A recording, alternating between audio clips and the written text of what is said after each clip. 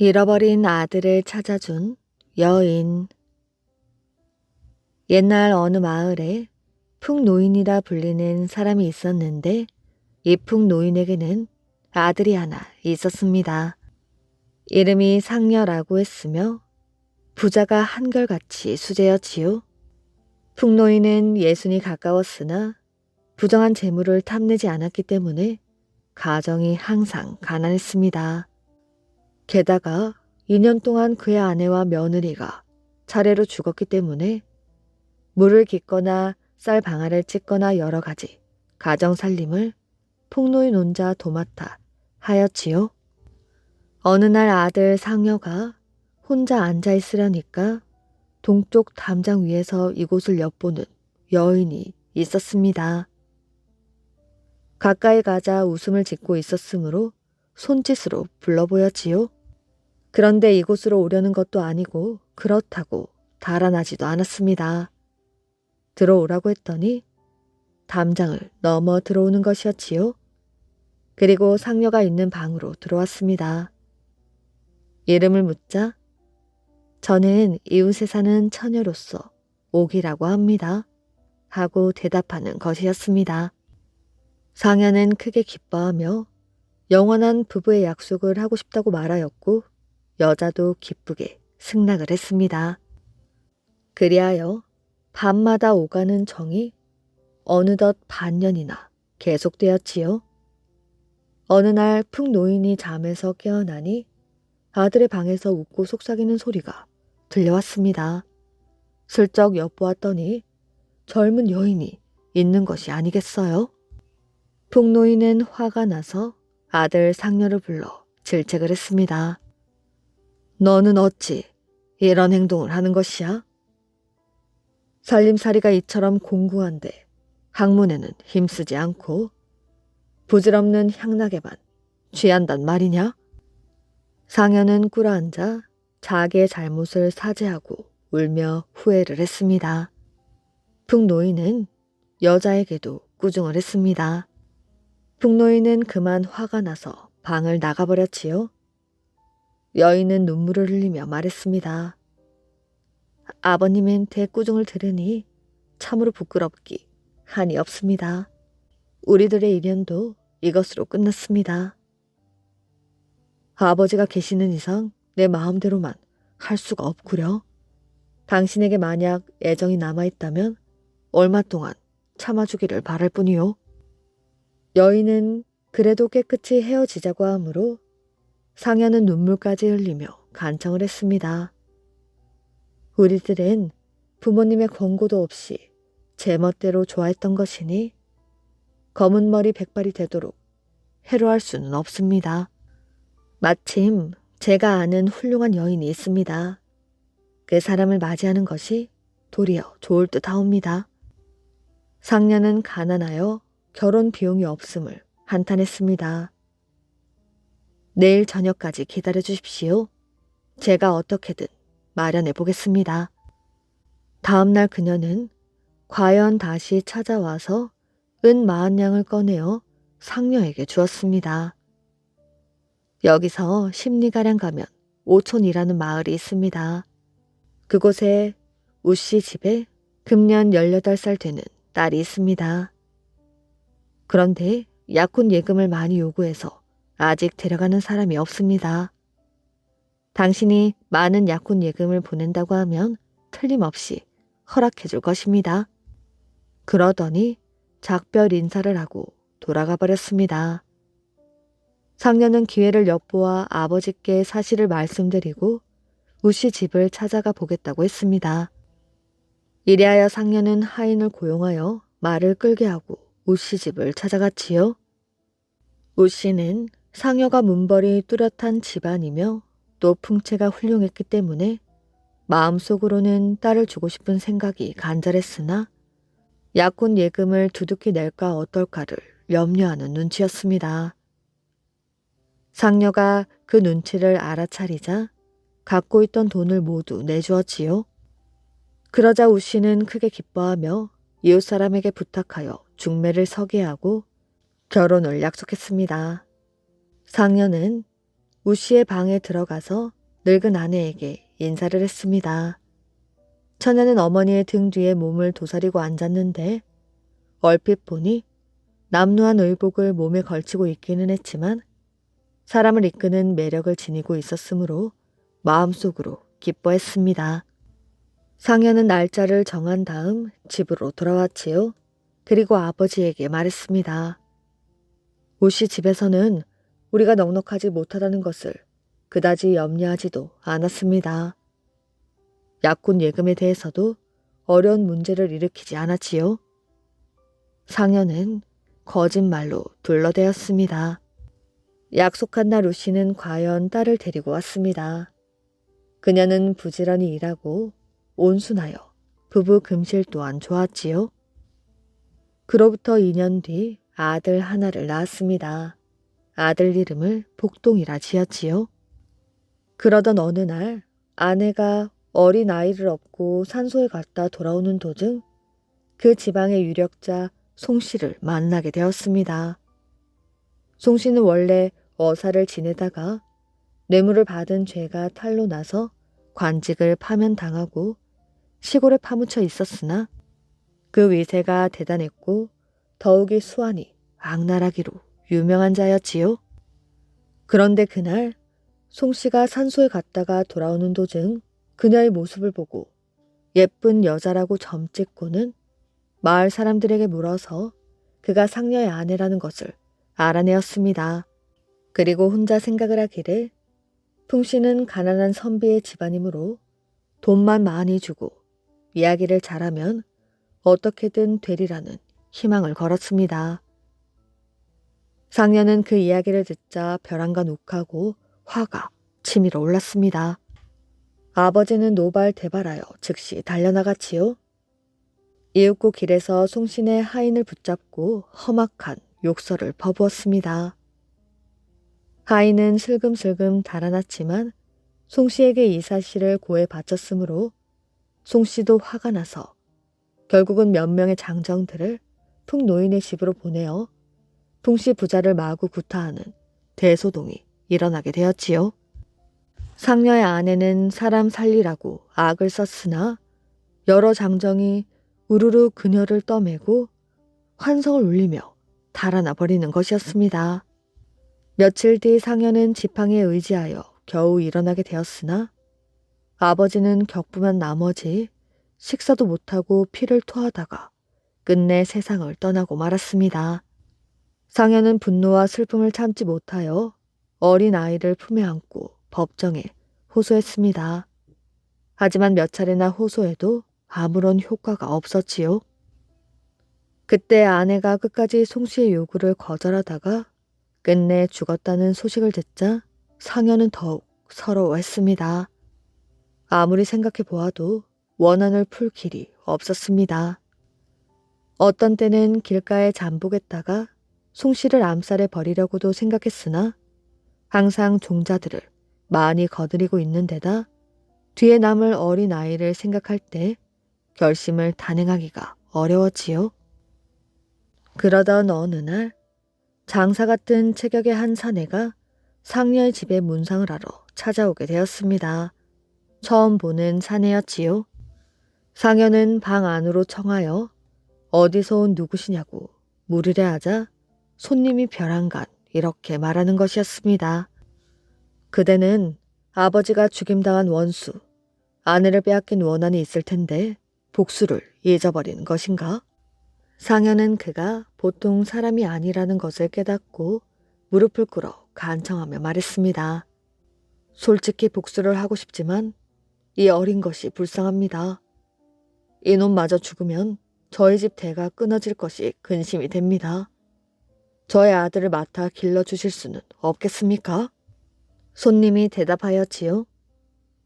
그런 일은 할 수 없다오.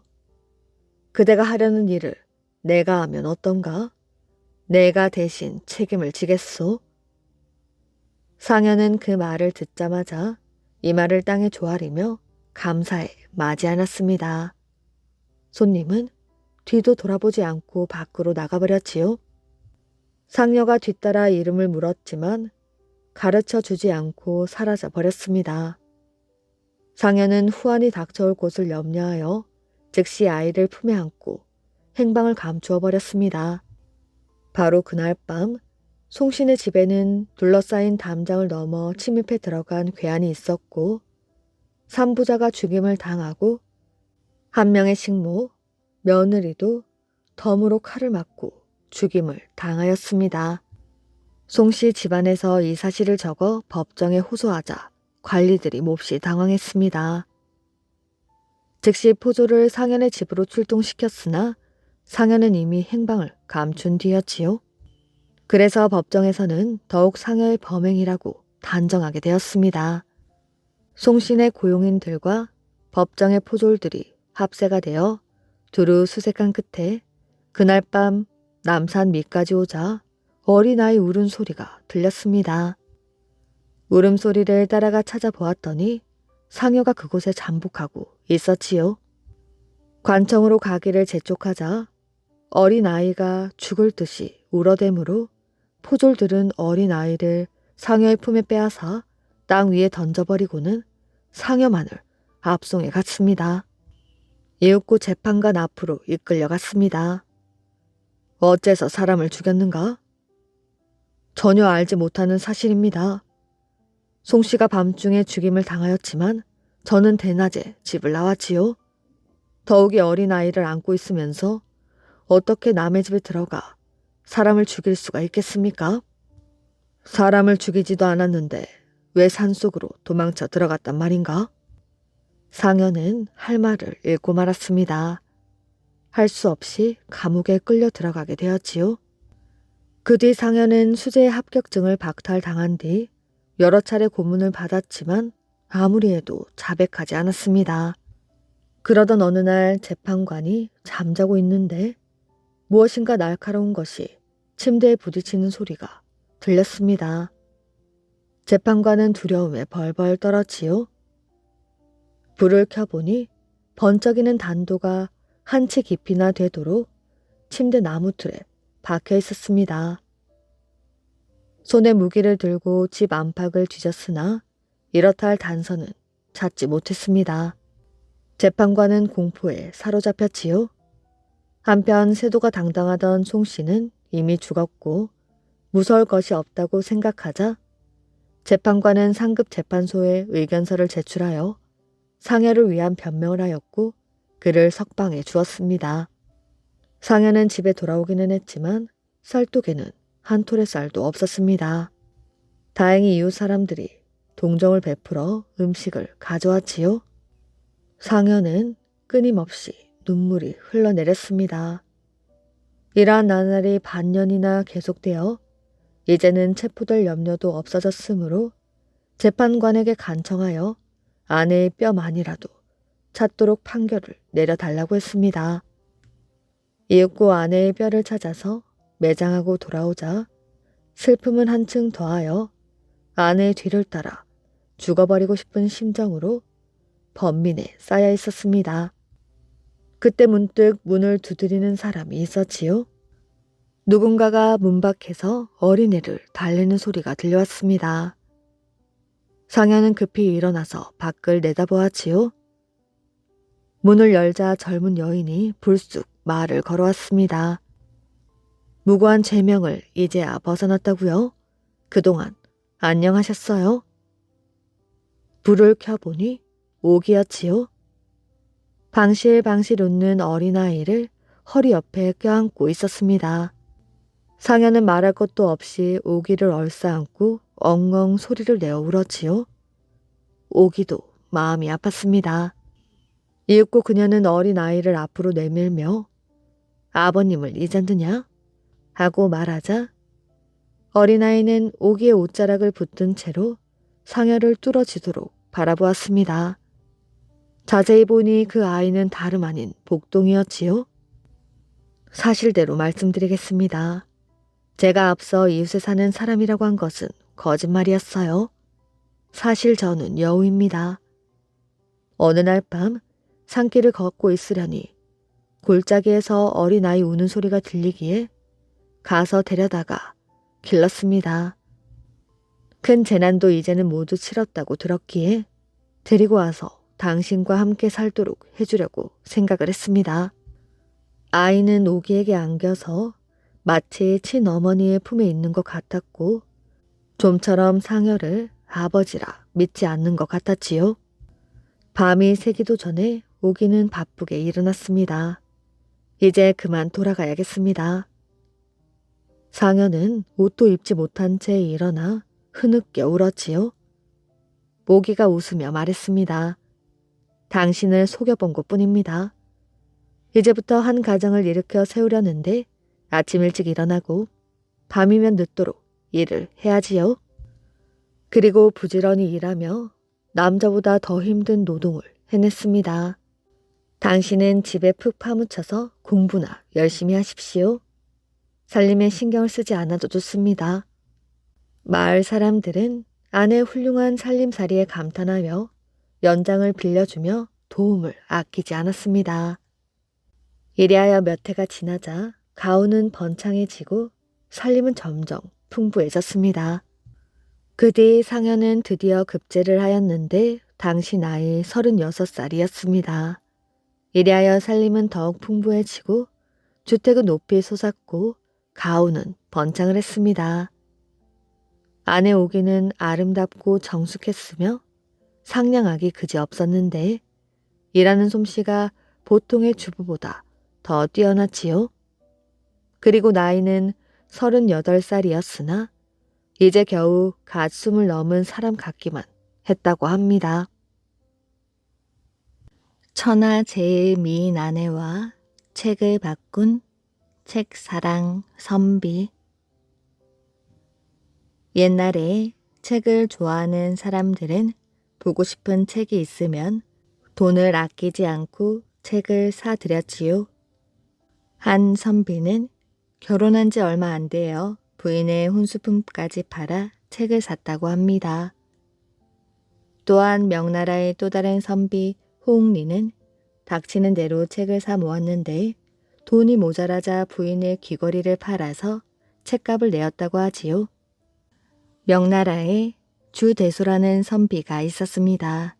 그는 책을 너무너무 사랑하였지요. 한마디로 책에 미친 사람이었습니다. 어느 날 주대소는 한 선비 집을 찾아갔다가 깜짝 놀랐습니다. 자신이 그토록 찾던 책이 그 집 서가에 꽂혀 있었기 때문이었지요. 그 책은 송나라 때 간행된 후한기라는 책이었습니다.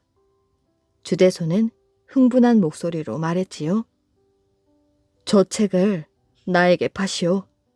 값은 달라는 대로 드리겠소. 그러나 책 주인 선비는 고개를 절레절레 저었습니다. 천금을 주신다고 해도 팔 수 없습니다. 제가 워낙 아끼는 책이라서요. 선비가 끝까지 거절하자 주대소는 마침내 이렇게까지 말했습니다. 내 아내는 천하제일 미인이요. 돈을 받고 책을 팔 수 없다면 책값 대신 내 아내를 드리겠소. 주대소는 끈질기게 졸라댔고 선비는 그 성화에 못 이겨 승낙을 하고 말았지요. 주대소는 뚫듯이 기뻐하며 아내를 넘겨주고 책을 받았습니다. 주대소의 집에는 아내가 남기고 간 편지 한 편이 벽에 붙어 있었습니다. 옛날에 여자를 말과 바꾸었다는 이야기는 들었어도 책 한 권에 아내를 넘겼다는 이야기는 듣지 못하였네. 먼 훗날 다시 만나더라도 후회하지 말기를. 무심한 봄 바람만 길가 나무 가지를 흔드는구나. 아내의 시를 읽고서야 주대소는 아내를 책과 바꾼 것을 후회하였지요. 하지만 때는 이미 늦고 말았습니다. 주대소가 선비에게 달려가서 책을 돌려줄 터이니 아내를 돌려달라고 했지만 그 자리에서 거절을 당했습니다. 그 선비의 마음을 빼앗을 만큼 그의 아내가 천하 제일 미인이었기 때문이었습니다. 결국 주대소는 아내를 그리워하다가 병을 얻어 세상을 떠났다고 합니다. 도적이 된 사또. 옛날 선정관을 하는 무인이 임금의 행차를 따라 무예 시험을 보는 곳에 갔습니다. 그때 마침 제주 목사를 파면시켰다는 보고가 올라왔지요. 무인은 그 소식을 듣자 동료들 앞에서 말했습니다. 내가 제주 목사로 나가기만 하면 망고의 으뜸가는 정사를 하면서 천하의 으뜸가는 도적이 될 것이요. 그 말이 임금의 귀에도 들어가 누가 그런 말을 했는지 따지게 되었지요. 무인은 숨길 수가 없어 땅에 엎드려 사실대로 고했습니다. 그 말은 소신이 한 것입니다. 만고의 으뜸가는 정사를 하는 고을원이 어찌 천하의 으뜸가는 도적이 될 수 있을꼬? 그런 묘술이 있습니다. 임금은 껄껄 웃으며 무인을 특별히 발탁하여 제주 목사로 임명하게 되었지요. 그럼 네가 가서 망고의 으뜸가는 정사를 하고 천하의 으뜸가는 도적이 되어보거라. 만약 그렇게 되지 못한다면 너는 허튼 소리를 한 죄를 받아야 하느니라. 무인은 임금의 엄명을 받고 물러났지요. 집으로 돌아온 무인은 보릿가루를 잔뜩 사서 노란 물을 들여가지고 큰 대나무 상자에다 가득 담았습니다. 3발이나 되는 짐들이 모두 보릿가루였지요. 그는 조정에 나가 하직 인사를 하고 심부름꾼 하나만 데리고 떠났습니다. 부임한 뒤로 송사를 공평하게 처결해 줄 뿐더러 아침 저녁 끼니 말고는 술 한 잔 입에 대는 법이 없었고 창고의 여분국식은 모조리 폐단을 없애는 데 쓰도록 하였으며 토산물 하나 빼앗는 일이 없었습니다. 이렇게 1년이 지나자 아전들과 백성들이 모두 그를 부모처럼 따르며 고을이 생긴 뒤로 처음 보는 청백한 관리가 왔다고 침이 마르도록 칭찬하였지요. 그러던 어느 날 무인은 갑자기 몸이 아프다면서 문을 닫아 걸고 끙끙 앓는 소리를 내었습니다. 며칠이 지나자 병세가 더 심해지는지 음식도 들이지 않고 어두운 방에 앉아 앓는 소리만 그칠 새 없이 내었지요. 좌수와 아전들이 하루 3번 문안을 하였으나 그는 방 안에서 나올 기미가 없었습니다. 그러자 이방이 간곡하게 빌었지요. 증세가 어떠한지 모르겠으나 이 고을에 의원과 약이 있사온데 왜 치료하지 않습니까? 내 병은 원래 내가 다 알고 있다. 그저 죽을 수밖에 없단다. 너희들이 알아 무엇하겠느냐? 무슨 병인지 알려주십시오. 무인은 한참 만에야 쥐어짜는 듯한 목소리로 대답하였지요. 내 어렸을 때 그만 이 병에 걸렸구나. 우리 집 재산은 이 병을 고치느라고 다 없어졌다. 그 뒤 20년 동안 별일이 없기에 이제는 다 나았는가 보다 생각했더니 일이 또 앓는구나. 고칠 도리가 없으니 죽을 날이나 기다릴 뿐이다. 그러자 사람들은 무슨 약을 써야 하는지 더욱 간곡하게 물었지요. 하늘에 올라가거나 땅을 파서라도 약을 구해올 테니 그저 약 방문만 알려주십시오.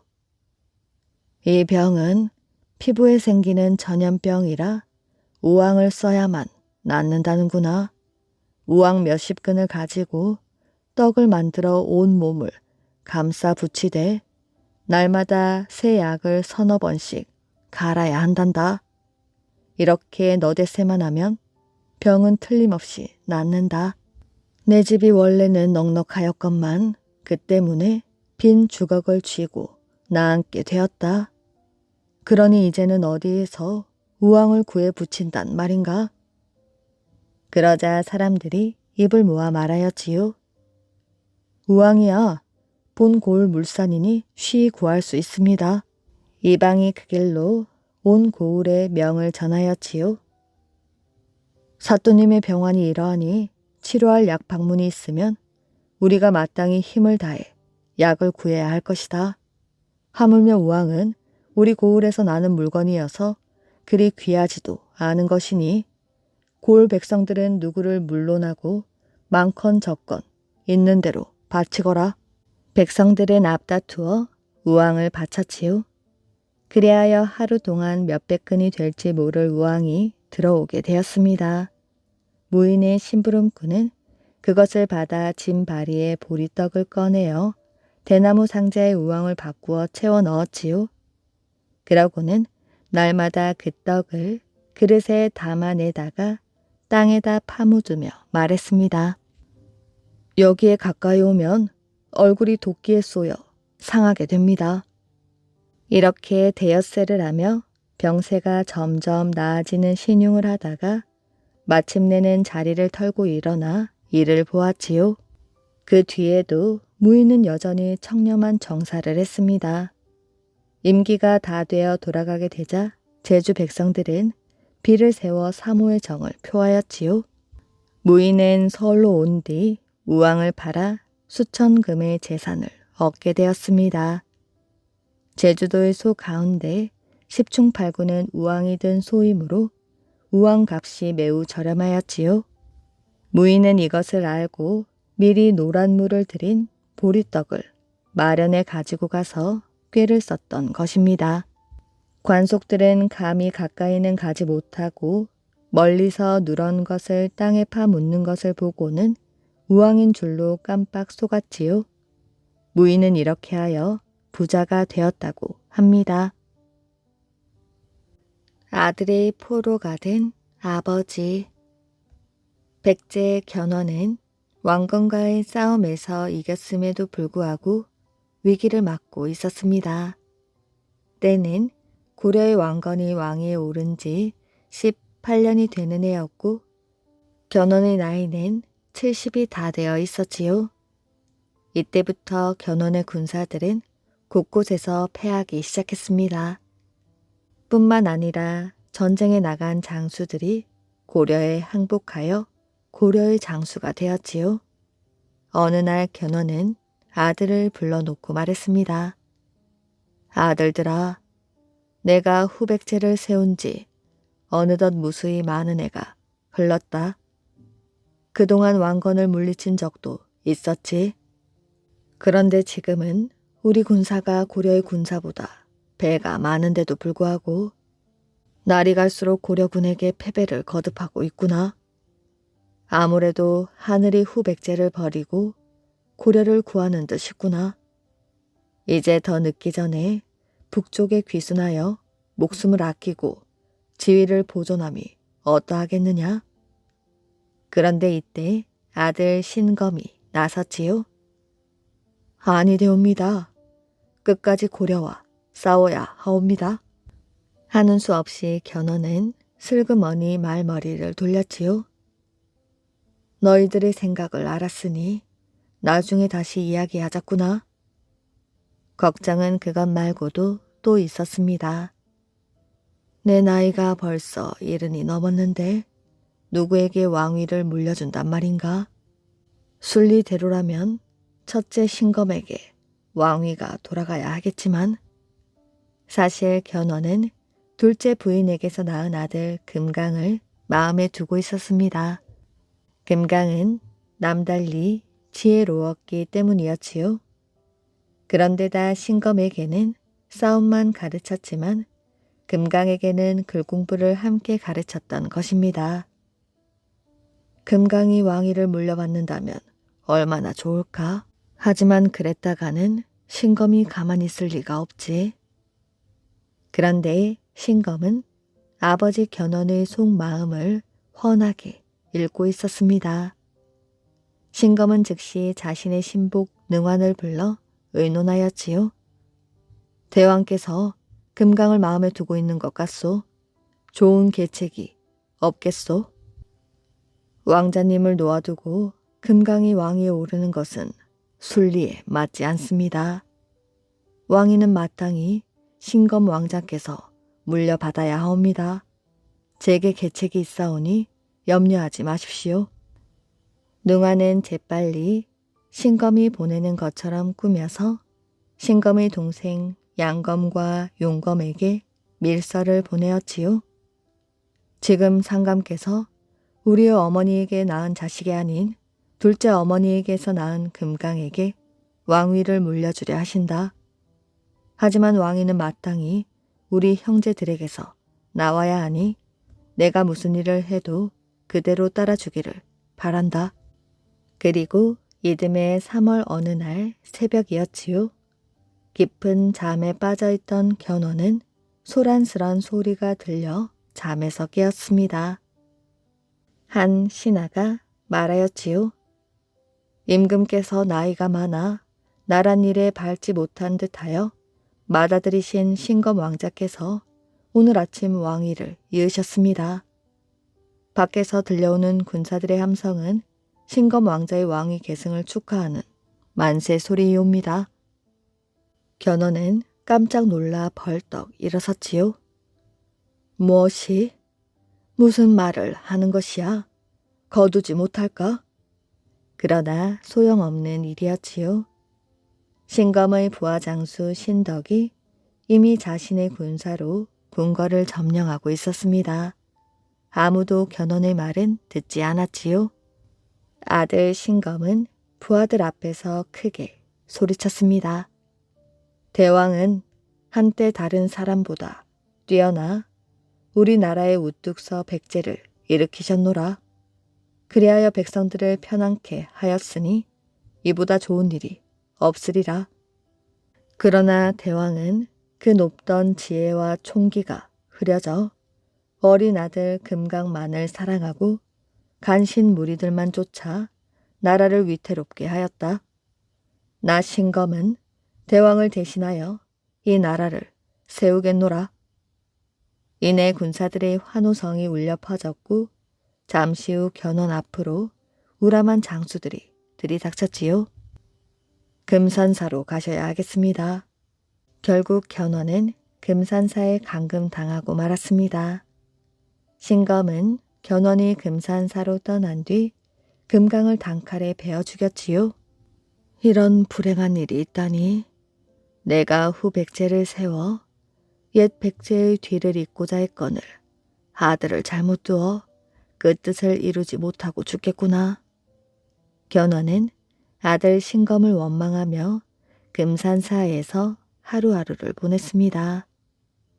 이 무렵 후백제 사람들 사이에는 묘한 동료가 불려졌지요. 불쌍하도다 완산의 아이는 아버지를 잃고 눈물을 흘리는구나. 완산의 아이는 신검을 말하는 것이었고 아버지와 아들의 원수 사이가 된 것을 안타까워하는 노래였습니다. 견훤은 시간이 갈수록 억울해서 견딜 수가 없었지요. 내 반드시 너의 부도덕한 짓에 대한 죄를 묻겠노라. 그리고 어느 날 밤 견훤은 자신을 감시하던 병사들에게 술을 먹여 취하게 만든 뒤 금산사를 탈출했습니다. 금산사를 빠져나온 견훤은 즉시 왕건에게로 달려갔지요. 아무리 생각해도 왕건 이외에는 신검을 물리칠 만한 사람이 없었다고 생각했습니다. 견훤은 고려의 왕건을 만나 신검이 자신을 쫓아내고 어린 왕자를 죽인 일까지 폭로하였지요. 저런 나쁜 놈이 있나? 왕이 되고자 제 아비를 감금하고 어린 동생을 죽이다니. 내가 나서서 그 죄를 묻겠다. 왕건은 견훤에게 그렇게 약속하고 그에게 남궁을 저택으로 주었지요. 그리고 때를 기다렸습니다. 바로 이 무렵 신라의 마지막 임금 경순왕도 견훤이 했던 것과 비슷한 생각을 하고 있었지요. 내가 견훤으로 하여 왕위에 올랐거늘 이제 견훤도 고려에 항복하였으니 앞으로 나는 누구를 믿고 왕위를 지킨단 말인가? 경순왕은 두려웠지요. 언제 견훤의 아들 신검이 쳐들어올지 겁이 났습니다. 경순왕은 신검이 용감한 장수이면서도 매우 포악한 사람이라는 것을 잘 알고 있었습니다. 경순왕은 신하들을 불러놓고 말하였지요. 경들은 들으시오. 백제의 견훤이 고려에 항복했다 하오. 이제 왕건은 곧 신라까지 손에 넣으려 할 것이오. 그러나 우리 신라는 지금 그들의 군대를 막아낼 힘이 없소이다. 그러니 미리 고려에 항복을 하고 우리의 안전을 도모하는 편이 어떻겠소? 그런데 그때 왕자가 나섰지요. 나라가 흥하고 망하는 것은 하늘의 뜻에 달려 있습니다. 백성들의 마음과 힘을 모아 최후까지 싸워야지요. 어찌 천년 역사의 이 나라를 그리 쉽게 왕건에게 넘겨줄 수 있단 말이옵니까? 그러나 경순왕은 고개를 저었습니다. 왕자의 뜻은 알겠다만 싸우는 것은 곧 죽음을 초래하는 것이다. 여봐라, 어서 항복의 글을 쓰고 즉시 고려의 뜻을 전하도록 하라. 이내 명령을 받은 신하가 항복하겠다는 내용을 담은 글을 썼습니다. 그리고 사신을 고려에 보냈지요. 왕자는 눈물을 흘리며 매달렸지만 이를 돌이킬 수는 없었습니다. 왕자는 그 길로 아버지 경순왕에게 하직 인사를 올리고 궁궐을 나왔지요. 그리고 금강산으로 들어갔습니다. 그 이후 왕자는 나무 열매와 풀뿌리만 먹으며 지내었지요. 삼배 옷만 입고 다녔습니다. 그런 왕자를 사람들은 마이 태자라 불렀지요. 그 뒤 마이 태자를 본 사람들은 아무도 없었습니다. 한편 왕건은 견훤에게 했던 것처럼 항복해온 경순왕도 후하게 대접해 주었습니다.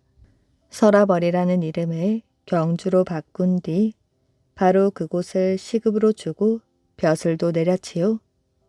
그런 후에 왕건은 신검을 치기 위하여 칼을 빼어들었습니다. 왕건은 무려 8만의 군사를 이끌고 신검이 진을 치고 있는 일선군으로 향하였지요. 이때 왕건의 휘하에는 견훤도 있었습니다. 견훤은 70의 늙은 몸을 이끌고 왕건을 따라 나선 것이었지요. 덕분에 싸움은 왕건이 생각했던 것보다 훨씬 쉬웠습니다. 왕건이 8만 군대를 몰고 쳐들어온다는 소식을 전해들은 후백제의 군사들은 지레 겁을 먹고 도망치고 말았지요.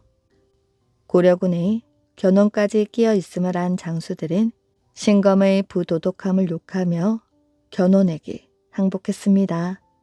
신검은 더 이상 버틸 수가 없었지요. 신검은 자신을 잡으려 달려오는 고려의 기병을 피해 달아나야 했습니다. 하지만 이내 신검은 두 동생과 반란을 꾸민 능환을 데리고 항복하고 말았지요.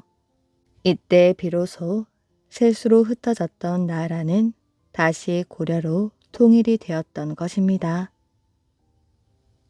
소녀들을 데려간 원나라. 고려시대 해마다 고려는 원나라의 처녀들을 바쳐야 했습니다. 강제로 원나라에 끌려가는 처녀들을 공녀라고 불렀지요. 고려는 나라의 평화를 위하여 고려의 처녀를 공녀로 뽑아 원나라에 보내야 하였지요. 공녀로 끌려가길 바라는 처녀들은 아무도 없었습니다. 병든 아버지를 모시고 사는 찔레, 달래의 자매도 공녀로 끌려가는 것을 두려워했습니다. 어느 날 약초를 캐러 간 두 자매는 공녀로 끌고 갈 처녀를 찾으려고 주변을 두리번 거리던 군사들과 맞닥뜨렸습니다. 군사들은 두 자매를 다짜고짜 끌고 가려고 했지요. 찔레는 눈물을 흘리며 군사들에게 말했습니다. 동생은 놓아주시고 저를 끌고 가십시오. 찔레는 자매가 모두 잡혀가면 아버지를 모실 사람이 없는 딱한 사정도 말하였지요. 언니의 말을 들은 달래도 이렇게 말했습니다. 안 돼 언니. 언니는 집으로 가. 내가 공녀로 갈게. 결국 군사들은 언니만 잡아가게 되었지요. 며칠 후 찔레는 다른 고려 처녀들과 함께 원나라로 끌려갔습니다. 찔레는 원나라 남자와 혼인을 하였고 10년의 세월이 흘렀지요. 찔레는 늘 고려에 두고 온 아버지와 여동생을 그리워했습니다. 수많은 날에 남몰래 눈물로 지새우기도 하였지요. 다행히도 찔레의 남편은 부모 형제를 그리워하는 찔레의 마음을 이해해 주었습니다. 찔레는 남편의 허락을 받아 10년 만에 고려를 방문하게 되었지요. 고향 땅에 들어가게 된 찔레는 허겁지겁 옛 집으로 달려가 보았습니다. 그런데 옛집은 온데 간데 없이 사라져 버렸고 잡초만 무성하게 피어 있었지요. 아버지, 달래야. 그 소리를 들은 옆집 할머니가 달려나와 이렇게 말하였지요. 아이고, 이게 누구냐? 찔레구나. 이를 어쩌니? 네가 원나라로 끌려간 후 아버지는 충격을 받아 돌아가셨단다. 달래도 집을 나가 아직까지 소식이 없구나. 집을 나간 달래라도 찾아야 한다고 생각한 찔레는 쉬지 않고 동생을 찾아 나섰습니다. 먹지도 않고 정신없이 겨울 들판에서 동생을 찾던 찔레는 결국 배고픔에 지쳐 쓰러져 그 자리에서 죽고 말았지요. 다음에 찔레가 쓰러져 죽은 자리에선 하얀 꽃이 피어나게 되었습니다. 그때부터 사람들은 이 꽃을 찔레꽃으로 부르기 시작했답니다. 고려의 사람들은 이처럼 잔인한 공려 제도에 분노했습니다. 그러나 고려가 원나라의 지배를 받는 한 공려 제도를 없애는 건 쉽지 않았지요. 그러던 어느 날 고려의 이곡이라는 선비가 이 제도를 없애려고 원나라 황제에게 편지를 쓰기로 결심했습니다. 이곡의 나이 19살이 되었을 때였지요. 선비 이곡은 저녁을 먹은 뒤 개경 거리를 산책하고 있었습니다.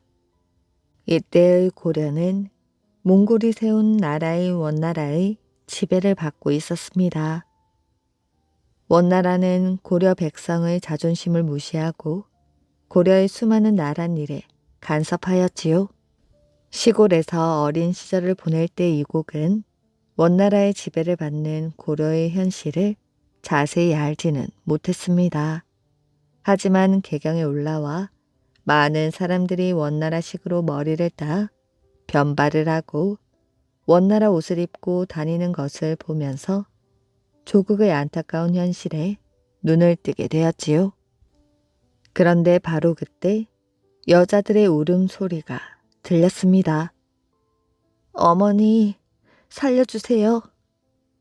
내 딸아, 네가 무슨 죄가 있다고 공녀가 된단 말이냐? 어머니로 보이는 여인은 군사의 팔을 잡고 눈물을 흘리며 절규하였지요. 금이야 오기야 키운 딸입니다. 저 어린 것을 어찌 아무 의지할 곳 없는 머나먼 땅으로 보낸단 말입니까? 군사가 처녀의 어머니께 말했지요. 우리도 이런 짓을 하고 싶어 하는 게 아니오.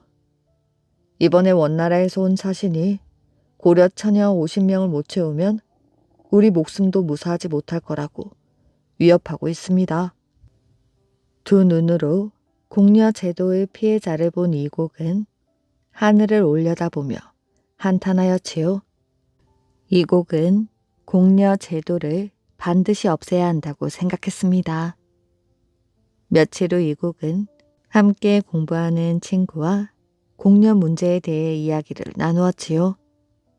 공려 제도는 없어져야 해. 사람은 누구나 태어나는 순간부터 귀한 존재가 아닌가? 공려 제도로 자식을 강제로 빼앗긴 부모는 얼마나 억울하겠어. 100번 옳은 말이야. 그러나 현실이 그런 걸 어쩌겠나. 요즘엔 스스로 자기 자녀를 원나라의 궁녀로 보내는 사람도 있다더군. 딸을 원나라 높은 벼슬아치에게 시집을 보내면 더 큰 부귀와 권력을 얻을 수 있다고 생각하여 시집을 보낸다지. 난 언젠가 앞장서서 궁녀 문제를 없애는데 참여할 거야. 이국의 친구가 고개를 절레절레 흔들며 대답하였지요. 궁녀 제도는 우리 고려의 왕조차 없애기 어려운 문제야. 궁녀 제도를 없애는 방법은 단 2가지뿐이지. 원나라 황제가 궁녀 제도를 없애라는 명령을 내리거나 고려가 원나라의 지배에서 완전히 벗어나는 것이지. 이곡은 창문을 열어 개경 시내를 바라보며 한숨을 내쉬었습니다. 드디어 이곡이 과거 시험에 합격을 했습니다. 처음에 이곡은 낮은 벼슬을 맡았지만 시간이 지나면서 이름을 떨치기 시작하였지요. 차근차근 승진을 한 이곡은 검열이라는 자리에 올랐습니다. 그러나 이곡이 바라던 개혁은 쉽지 않았지요. 당시 고려의 왕은 충혜왕이었습니다. 16살의 왕이 된 충혜왕은 나란 일은 나 몰라라라고 쾌락에만 몰두하였지요. 자신의 뜻을 펼치지 못한 이곡은 고려를 떠나 원나라로 갔습니다. 이곡의 나이 34살이 되었을 때였지요. 이곡은 원나라가 주최하는 과거 시험에 도전하게 되었습니다. 결과는 합격이었지요. 이곡은 원나라에서 고려에서 하던 일과 비슷한 벼슬을 하면서 유학 공부를 했습니다. 원나라의 유학자들과 사귀면서 많은 토론을 하기도 하였지요. 당시 원나라 사람들은 고려 사람들을 깔보는 경향이 있었지만 이곡은 예외였습니다. 이곡은 원나라에서 점점 높은 벼슬을 하고 또 존경을 받는 처지가 되었지만 그의 가슴 한 구석에는 나라 잃은 선비의 슬픔이 도사리고 있었지요. 원나라 거리를 걸을 때에면 끌려오는 궁녀의 통곡 소리로 마음이 미어졌습니다. 이곡은 더는 궁녀 문제를 내버려 둘 수 없다고 생각하였지요. 당시 원나라에는 풍속을 바로잡고 잘못을 저지른 관리를 조사하는 어사대라는 관청이 있었습니다. 이곡은 어사대를 찾아가 말하였지요. 궁녀 제도가 얼마나 나쁜 풍속인지는 설명하지 않아도 잘 알 것이요. 어사대에서 황제에게 상소문을 올려 궁녀 제도를 없애달라고 하면 어떻겠소? 어사대 관리는 고개를 절레절레 흔들었지요. 상소문 때문에 황제의 기분이 나빠질 때에는 우리가 날벼락을 맞을지 모릅니다. 이곡이 말하였지요. 벼슬에서 쫓겨날 수도 있다. 좋소. 내가 상소문을 직접 쓰겠소. 일이 잘못되더라도 내가 책임을 지겠소. 이렇게 다짐한 이곡은 책상 앞에 앉았지요. 생각에 생각을 거듭한 이곡은 마침내 글을 쓰기 시작했습니다. 지금 고려에는 궁녀 제도를 악용하여 남의 집 딸을 원나라에 바쳐 자기 이익을 얻는 무리들이 있습니다. 어떤 자들은 황제의 명령이라고 거짓된 핑계를 대고 고려의 어린 처녀들을 원나라 궁궐로 데려가고 있습니다. 이는 황제의 명령으로 생겨난 궁녀 제도가 있기 때문에 생기는 나쁜 현상으로 이런 일은 원나라의 명성에 먹칠을 하는 것이지요.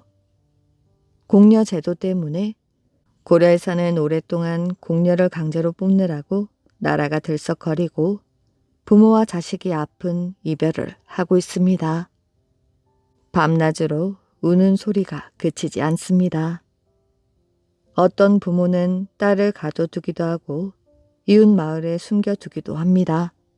어떤 여인은 울부짖다 슬프고 분하여 우물에 몸을 던져 죽는 일도 있습니다.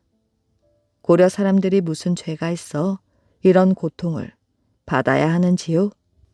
원나라와 같은 큰 나라에서 어찌 여인이 모자란다고 외국에서 데려와야 한단 말입니까? 사람은 누구나 부모와 고향을 그리는 마음이 있습니다. 환관에게 시집을 가서 아이도 낳지 못하고 인생을 끝마쳐야 하는 여인은 얼마나 불쌍한 존재입니까? 나라의 제도는 부작용이 있다 하더라도 나라 전체에 이익이 된다면 어쩔 수 없이 실시해야 할 때도 있습니다. 그러나 공려 제도는 이와 다릅니다. 나라에도 아무 이익도 없고 백성들에게는 원한을 사는 제도이지요. 감히 바라옵니다. 큰 덕을 베푸셔서 황제의 명령이란 핑계를 대며 고려에 와서 처녀를 데려가는 자들에게 엄한 벌을 내려주십시오. 또 이런 일이 다시는 일어나지 않게 공려 제도를 금지해 주셔서 황제의 바른 뜻을 세상에 밝혀주시기 바랍니다. 이곡의 상소문은 사람의 마음을 움직이는 글이었지요. 또 원나라 황제의 기분을 나쁘게 하지 않으면서 원나라 황제가 공려 문제의 심각성에 눈을 뜨게 하는 설득력을 갖춘 글이었습니다. 어사대는 당시 원나라를 다스리던 순제 황제에게 이 상소문을 바쳤지요. 순제 황제는 고려에 대해 남다른 애정을 가지고 있었습니다. 이곡이 쓴 상소문은 순제 왕제의 마음을 움직였습니다. 앞으로는 고려에서 공려를 데리고 오는 일을 중단하도록 해라. 황제의 명령이 있은 후에도 공려는 완전히 사라지진 않았습니다. 나라에서 공려 제도는 법으로 금지했지만 고려에 들어와 돈으로 고려 여자를 사서 원나라로 데려가는 일이 종종 있었습니다. 하지만 공려 제도는 법으로 금지되었기 때문에 고려의 처녀들은 공려에 대한 공포에서 벗어나 거리를 마음껏 활보할 수 있게 되었지요. 공려 제도는 국민왕이 원나라의 지배에서 벗어나려는 운동을 펼치면서 완전히 사라지게 되었습니다. 고려와 원나라를 오가며 벼슬 살이를 했던 이국은 고려로 돌아올 수 있게 되었지요. 이국은 나라에 다시 등용되어 고려 왕조의 역사책을 쓰는 일을 했습니다. 고려가 자랑하는 문장가였던 이국은 틈틈이 아름다운 시와 산문을 남겼는데 그의 글은 가정집이란 문집에 실려 지금도 전해 내려오고 있다고 합니다. 거인과 팔만 대장경. 옛 고려시대 경상도 합천 땅에 거인이라는 사람이 살고 있었습니다. 거인은 이름 그대로 보통 사람보다 몸이 엄청나게 컸습니다. 게다가 보기 드문 천하장사여서 그의 힘을 당할 사람들이 없었지요. 하지만 거인은 온순했습니다. 그래서 고을 사람들은 입만 열었다 하면 그를 칭찬하곤 하였지요. 거인은 합천 고을의 하급 관리였습니다. 백성들을 위하는 일이라면 발벗고 나서기 때문에 누구나 그를 좋아하였지요. 어느 날 저녁 거인은 관아에서 퇴근하여 집으로 돌아오고 있었습니다. 거인은 길을 걷다가 길가에 쓰러져 있는 강아지를 보았지요. 어디가 아픈지 계속 앓는 소리를 내었습니다. 거인은 강아지를 번쩍 집어들어 보았지요. 거인은 하마터면 비명을 지를 뻔했습니다. 눈이 세게 달린 강아지였던 것이었지요. 거인은 강아지를 품에 꼭 안으며 다정하게 말했습니다. 어쩌다 이런 모습으로 세상에 태어났니? 너도 이렇게 태어나고 싶진 않았겠지? 자, 우리 집으로 가자. 거인은 강아지를 안고 집으로 갔습니다. 여보, 버림받은 강아지를 주워왔소. 우리가 이 강아지를 키우도록 합시다. 거인은 아내에게 강아지를 보여주었습니다. 어머, 눈이 하나 더 있네요. 아휴, 징그러워라. 어떻게 이런 강아지를 키워요? 그러지 말고 우리 집에서 이 녀석을 돌봐줍시다. 강아지 밥은 내가 꼬박꼬박 챙겨줄 것이니 당신을 귀찮게 하는 일은 없을 거요. 아내도 마지못해 승낙하고 말았지요. 강아지는 며칠째 아무것도 먹지 못한 모양이었습니다.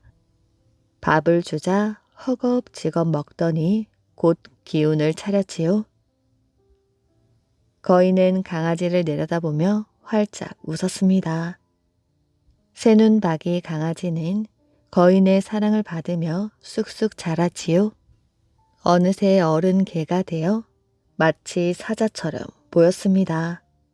그렇지만 성질이 어찌나 순한지 꼭 토끼 같았지요. 개는 주인을 닮는다는 말이 맞나 봐. 거인네 개를 좀 보라고. 얼마나 순한지 한 번도 짖지를 않네. 새눈박이 개는 주인을 몹시 따랐습니다. 저녁 때가 되면 퇴근하는 주인을 맞이하러 오리 밖까지 나갔지요. 오늘도 미리 와서 나를 기다리고 있었구나. 어째 너는 단 하루도 거르지를 않니? 새눈박이 개는 아침에 주인이 출근하면 주인을 따라 오리 밖까지 배웅을 나갔습니다. 그만 들어가거라. 주인이 일부러 쫓아도 개는 말을 듣지 않았지요. 거인은 자식이 없었습니다. 그래서 새눈박이 개를 금이야 오기야 하고 키웠습니다. 그런데 개와 같이 산 지 만 3년이 되는 날 슬픈 일이 생겼지요. 아무 병이 없던 새눈박이 개가 앉은 채로 죽었던 것입니다. 이 녀석아, 제발 눈을 좀 떠보렴. 거인은 개를 끌어안고 엉엉 울었습니다.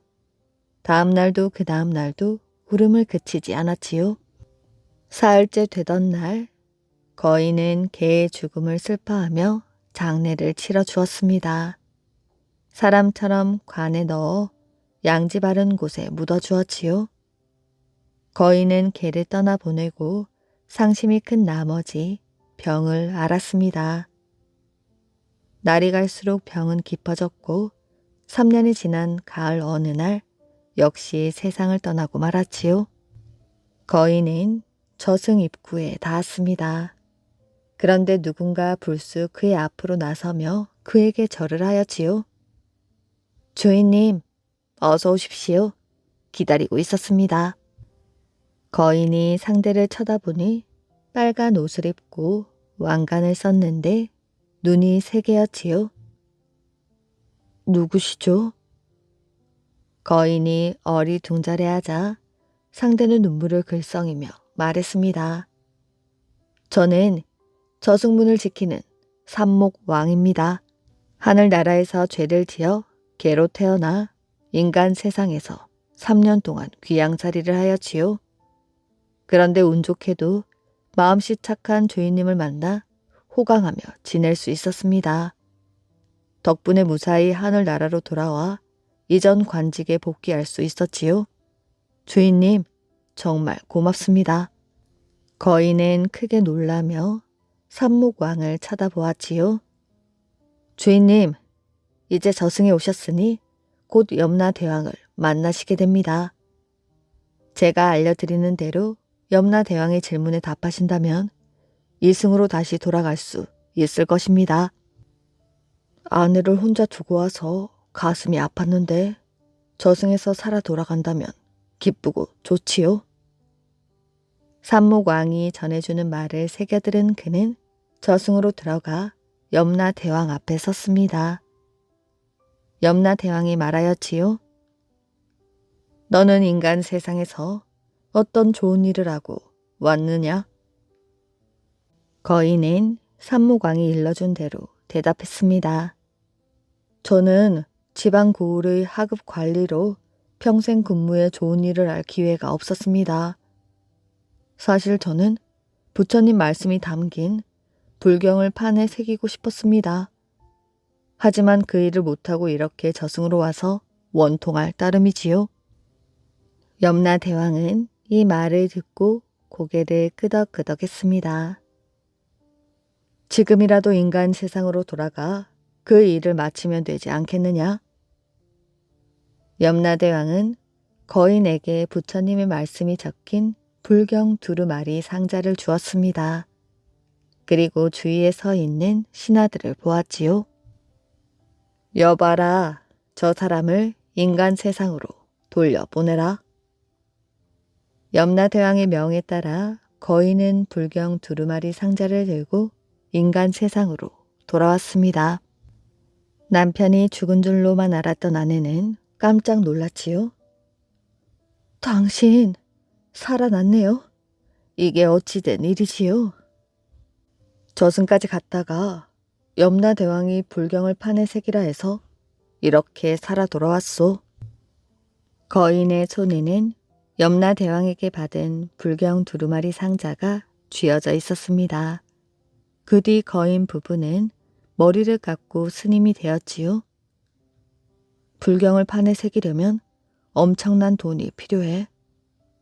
이렇게 생각한 거인 부부는 시주를 얻으려고 방방곡곡을 돌아다녔습니다. 그 무렵 공주가 중병에 걸리고 말았지요. 용하다는 의원들을 불러왔지만 그들은 치료 방법은커녕 무슨 병인지도 몰랐습니다. 왕이 죽어가는 공주를 보며 한숨을 쉴 때 공주가 기운 없는 목소리로 말하였지요. 제 병이 나으려면 거인 스님이 있어야 합니다. 그 스님을 불러주십시오. 왕은 사람들을 풀어 전국에 흩어져 있는 절에 보내었고 마침내 거인 부부를 찾아내어 대궐로 불러들였습니다. 공주는 거인을 반기며 입을 열었지요. 뜻밖에도 삼목왕의 목소리였습니다. 제가 누군지 아십니까? 저승에서 염라대왕의 심부름을 받고 온 삼목왕입니다. 염라대왕은 제게 공주의 몸을 빌려 이곳에 머물게 하여 대왕 마마께 큰 일을 맡기라는 명을 내리셨습니다. 공주의 몸속에 있는 삼목왕이 왕에게 부탁했습니다. 대왕 마마, 거인 스님이 불경 두루마리를 가지고 있습니다.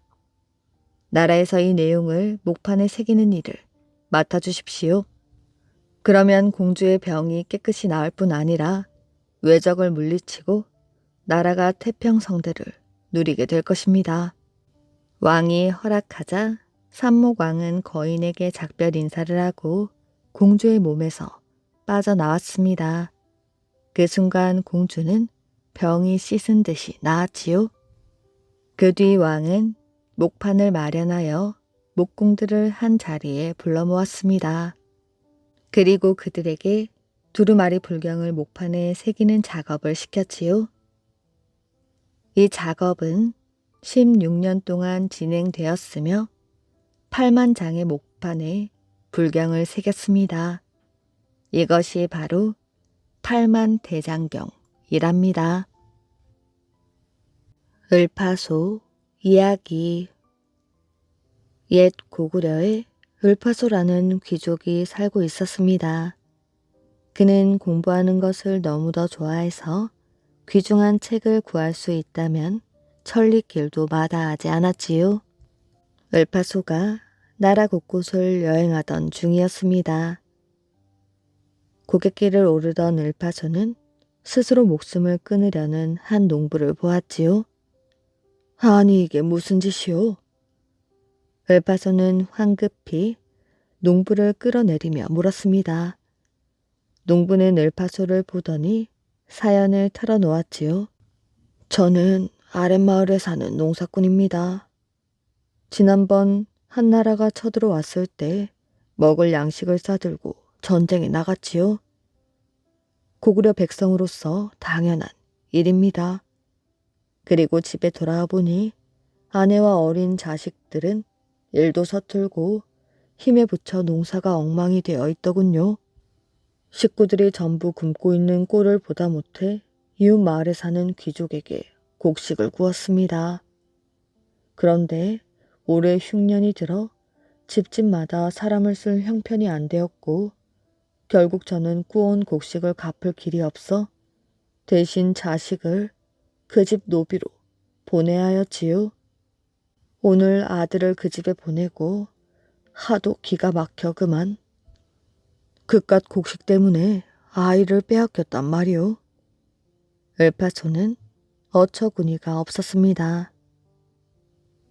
원래 곡식을 갚지 못하면 땅을 내놓기로 했는데 땅마저 빼앗기면 우리 식구 전부 굶어 죽을 걸 생각하니 어쩔 수가 없었습니다. 남은 식구 살리자고 자식을 노비로 보낸 저 같은 아비는 죽어 마땅합니다. 나라를 구하고 왔더니 자식을 빼앗긴다니 어찌 이런 일이.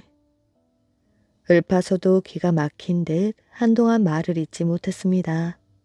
농부에게 들어보니 심지어 온 식구가 노비로 팔려가는 집이 한둘이 아니라고 했습니다.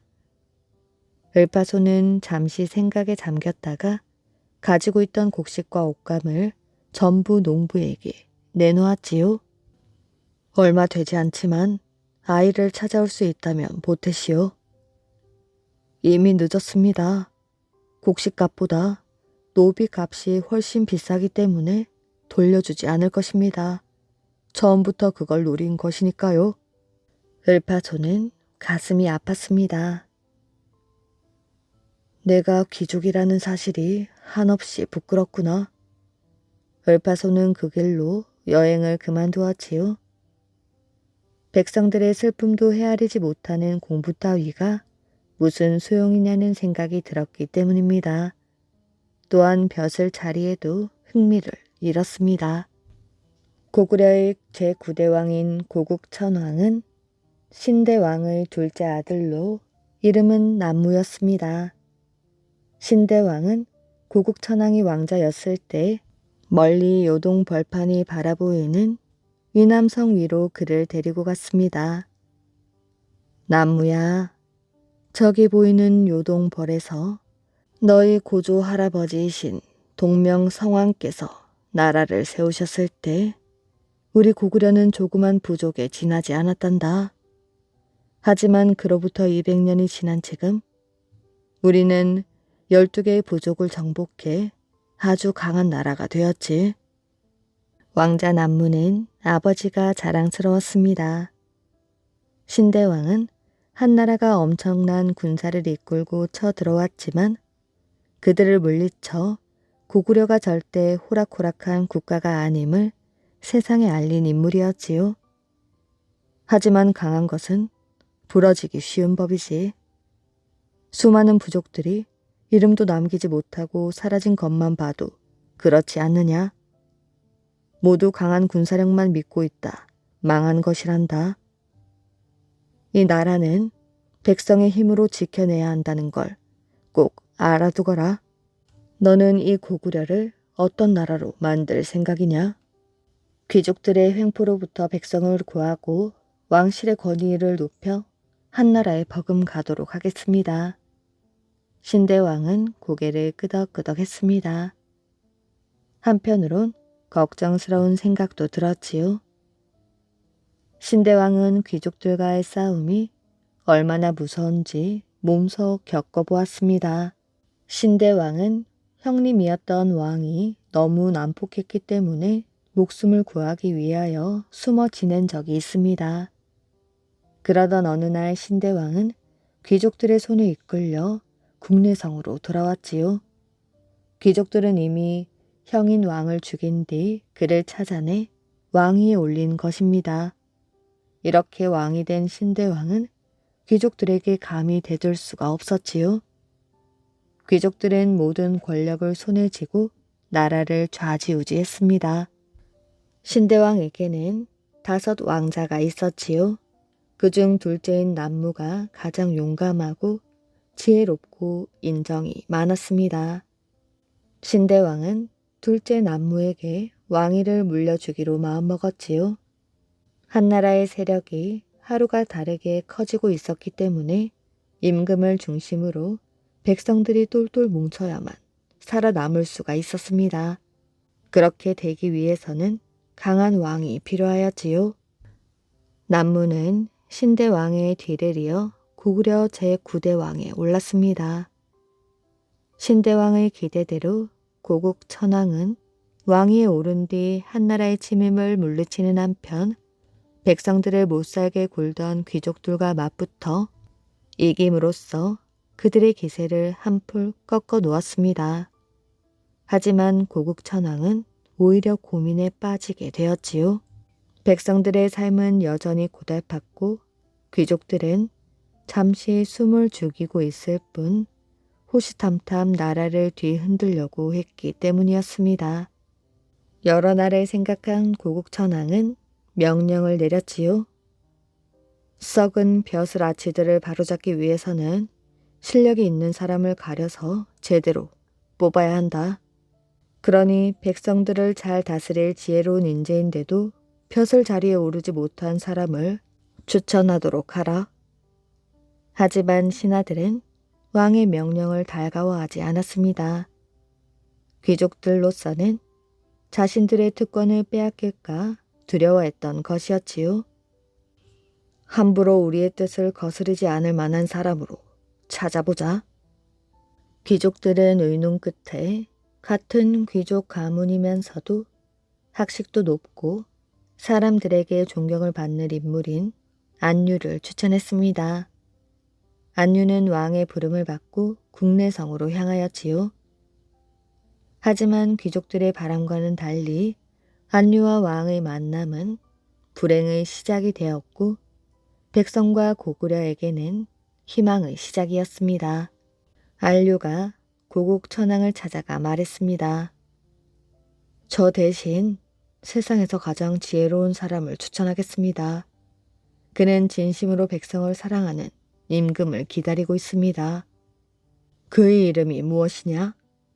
을파소라고 합니다. 지난 봄 안류는 서둘러 서쪽으로 향하였지요. 소문으로만 듣던 지혜로운 사람을 만나 여러 가지 이야기를 나누고 싶었기 때문이었습니다. 안류는 압록강 하류가 있는 서해 바다가 보이는 작은 고을에 도착하였지요. 하지만 농가 몇 채가 모여있는 한가로운 마을은 무슨 일인지 텅텅 비어 있었습니다. 다행히 한 아이가 등에 동생을 업고 어르고 있는 게 보였지요. 얘야, 이 마을에 지혜로운 어른 한 분이 계신다는 소문을 들었는데 혹 아느냐? 아마 저희 스승님이 가장 지혜로울 것입니다. 그럼 네 스승님은 어디에 계시느냐? 지금은 바쁜 철입니다. 사람들은 모두 저 너머들에서 일하고 있는데 스승님께서도 거기 계십니다. 안류는 아이가 가리킨 방향으로 발걸음을 옮겼지요. 아이는 스승의 이름이 을파소라 했습니다. 얼마쯤 가보니 마을 너머에 잘 정돈된 밭이 보였습니다. 그런데 이곳 사람들은 다른 고을 사람들과 달랐지요. 아직 봄이라고 하지만 쌀쌀한 기운이 남아 있었는데 사람들이 들판 한가운데 모여 누군가의 이야기를 듣고 있었습니다. 안류는 가만히 사람들 뒤에 서서 그 이야기를 귀담아 듣고 있었지요. 을파소는 씨 곡식을 담은 바가지를 보여주며 말했습니다. 씨앗에는 살아있는 씨앗과 죽은 씨앗이 있습니다. 똑같이 땅에 뿌린다면 죽은 씨앗은 싹이 나지 않을 것이니 괜히 밥만 낭비하게 되는 것이지요. 죽은 씨앗과 살아있는 씨앗을 어찌 쉽게 구별할 수 있을까요? 사람들은 고개를 흔들었습니다. 을파소는 물이 반쯤 담긴 커다란 그릇을 가져오더니 그곳에다 씨 곡식을 전부 부었습니다. 이렇게 물속에 담가보면 살아있는 씨앗은 가라앉고 죽은 씨앗은 물 위로 떠오릅니다. 가만히 그를 지켜보던 안류가 고개를 끄덕끄덕 하였지요. 과연 저 사람이라면 우리 고구려가 풀어야 할 숙제를 알고 있겠구나. 조용한 시골 마을은 느닷없이 나타난 관리와 화려한 수레 때문에 소란스러워졌습니다. 임금님이 직접 보낸 수레라고 하던데 누굴 데려가려나 봐. 수레가 멈춘 곳은 낡은 오두막 앞이었지요. 아니, 저 집은 스승님 집이잖아. 을파소가 밖으로 나오자 제법 높은 관리가 정중하게 말했습니다. 저는 임금님이 보낸 관리입니다. 을파소 선생이십니까? 그렇소만 나 같은 촌사람에게 무슨 볼일이 있으신가요? 임금님께서 모셔오라고 하셨습니다. 이 옷으로 갈아입으신 뒤 저 수레를 타고 저희와 함께 궁궐로 가시면 됩니다. 관리가 내민 보따리에는 화려한 장식의 비단 옷이 나왔습니다. 하지만 을파소는 고개를 돌렸지요. 나에겐 기와집보다 작을지 모르나 내 분수에 맞는 집이 있어. 비단옷보다 눈부시지 않으나 편안한 삼배옷이 있어.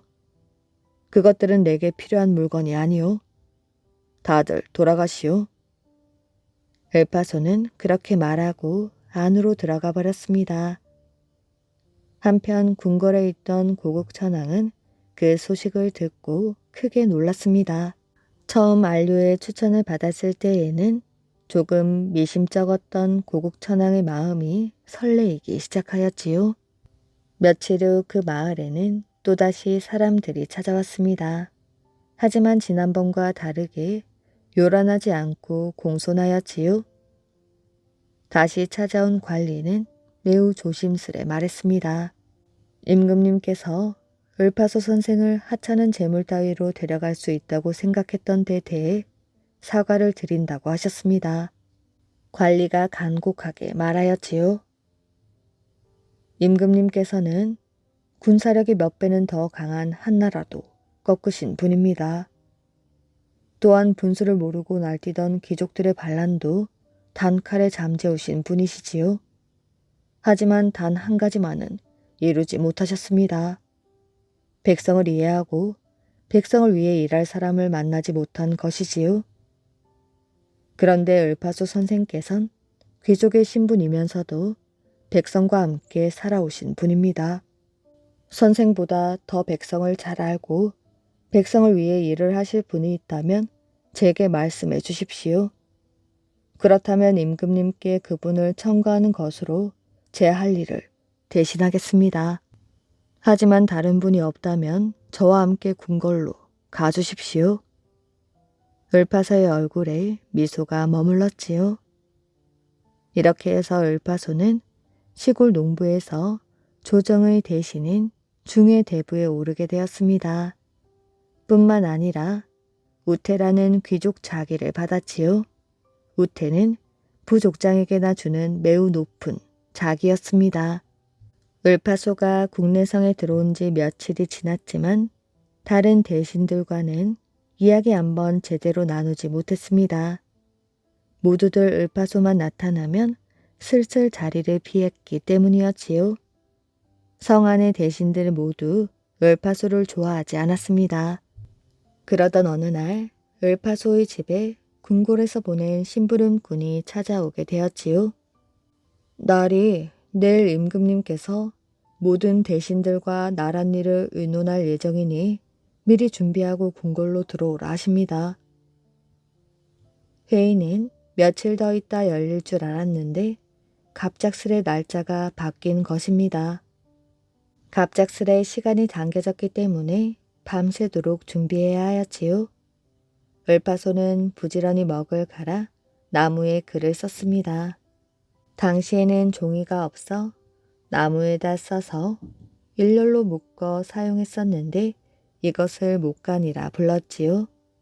밤새도록 준비한 목간은 혼자 들고 다니기 벅찰 만큼 많았지만 을파소는 목간들을 한 아름 안고 불이 나게 궁궐로 향했습니다. 그런데 어찌된 일인지 궁궐 안은 텅 비어 있었지요. 을파소가 지나가는 시종을 불러 물었습니다. 왜 여기에 사람이 아무도 없는 것이냐? 나으리 여기 계시면 어찌합니까?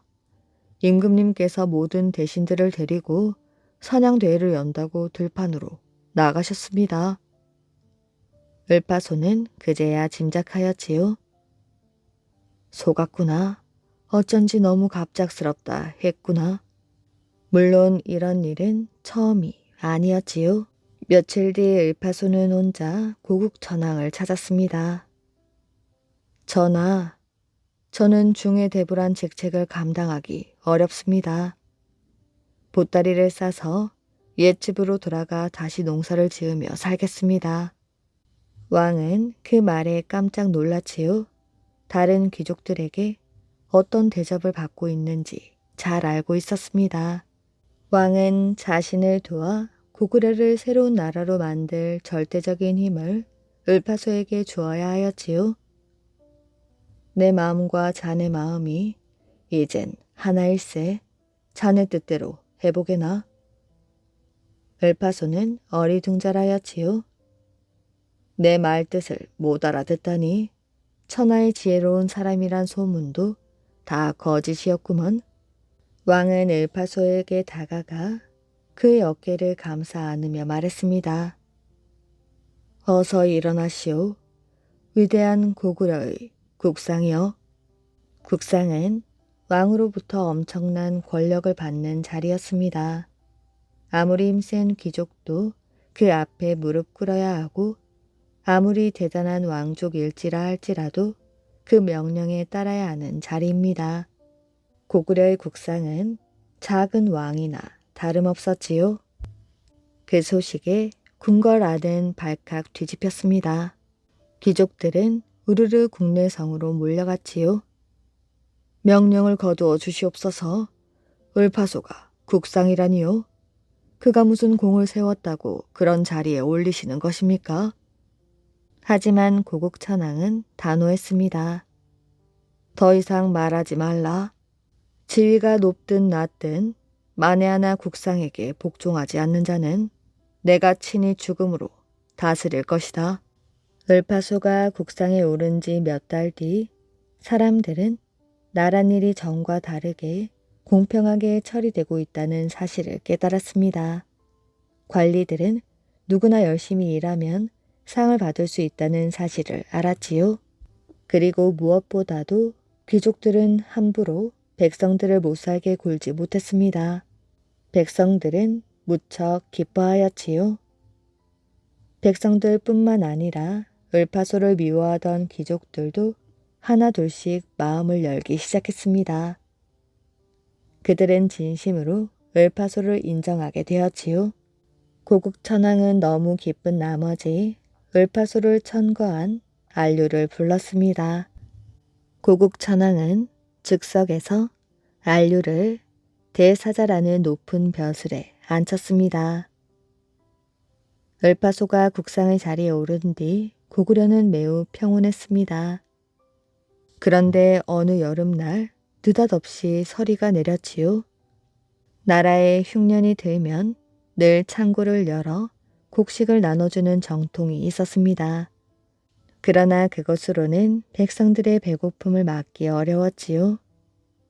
을파소의 얼굴에는 시름이 가득했습니다. 나라 안에 곡식이 가득하지만 그 곡식은 함부로 알 수 없었지요. 나라의 살림을 해야 하고 혹시라도 전쟁이 일어나면 나라를 지켜야 할 귀중한 곡식이었기 때문이었습니다. 궁궐로 돌아온 을파소는 고민에 빠졌지요. 귀족들에게는 흉년이 오히려 기회가 되었습니다. 귀족들은 어떻게 해서든 을파소를 방해할 것이 뻔하였지요. 따라서 귀족들도 반대할 수 없는 확실한 방법을 찾아야 했습니다. 그래, 바로 그거야. 을파소의 머릿속에는 한 가지 생각이 또렷하게 떠올랐습니다. 겨울이 되어 온 나라에 눈이 내렸지요. 눈이 내리면 백성들은 삶이 어려워졌지만 사냥을 하기는 좋았습니다. 왕은 백성들의 겨울 나기는 까마득히 모른 채 사냥을 즐기고 있었지요. 하지만 사냥에서 돌아오다가 굶주리고 헐벗은 채 거리를 떠도는 백성들과 마주쳤습니다. 을파소는 기회를 놓치지 않고 임금에게 아뢰었지요. 저들은 땅도 없이 품을 팔아먹고 사는 백성들입니다. 모래처럼 흉년이 들면 저들은 오갈 데 없이 굶어 죽게 됩니다. 왕은 크게 놀랐습니다.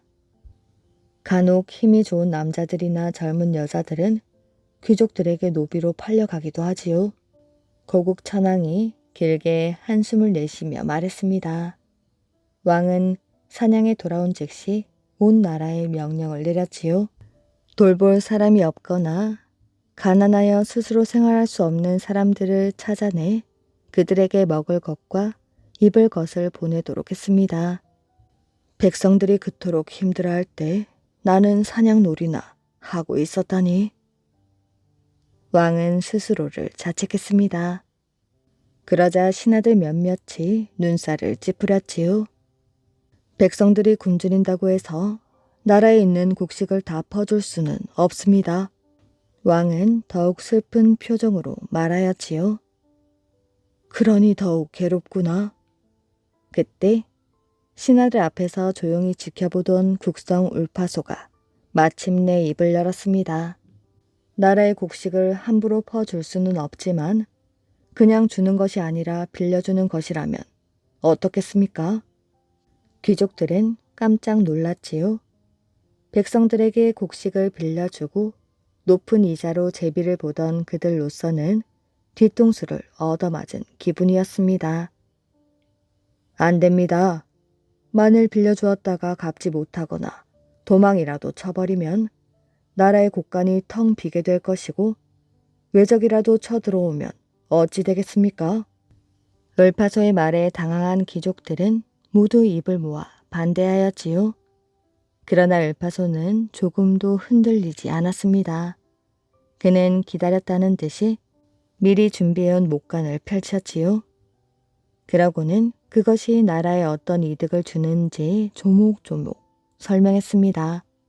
외적이 쳐들어온다고 해도 백성들이 굶주린다면 누가 고구려를 위해 싸울 것입니까? 곡식을 내준 뒤 다시 힘을 내 농사를 짓게 하고 가을 거짓 때 갚게 하면 될 것입니다. 이자를 높여 받는 것도 아니니 갚을 수 있습니다. 나라의 곳간은 다시 채워질 것입니다. 이는 나라와 백성 모두에게 좋은 일이 될 것입니다. 귀족들이 한마디도 못한 채 을파소의 말에 고개를 끄덕이자 고국천왕은 눈물을 흘릴 듯 기뻐하였지요. 을파소가 다시 한번 말했습니다. 아예 이것을 법으로 정해놓는다면 백성들의 고통과 슬픔을 덜 수 있을 것입니다. 고국천왕은 고개를 끄덕끄덕 하였지요. 국상의 뜻대로 하라. 고국천왕은 국상 을파소의 제안을 받아들였고 곧 이 법은 반포되게 되었습니다. 훗날 진대법이라 불린 이 법은 나라가 백성을 법으로 구제한 최초의 사회복지법입니다. 이 법이 만들어지자 더 이상 백성들은 귀족들에게 땅과 몸을 팔지 않아도 되었지요. 그만큼 나라는 세금도 많이 걷고 군사도 많아지게 되었습니다. 서기 2003년 온 나라가 커다란 슬픔에 잠겼지요. 을파소가 세상을 떠났기 때문이었습니다. 국상의 죽음을 백성들이 슬퍼하고 통곡했다는 기록은 을파소에게만 전해집니다. 그가 바로 백성을 사랑을 받았던 귀족이며 정치가였음을 알 수 있는 대목이랍니다. 이야기 재미있게 잘 들으셨나요? 오늘의 이야기는 여기까지입니다. 오늘도 이야기를 들어주셔서 정말 감사합니다. 오늘도 편안한 밤 되시길 바랍니다.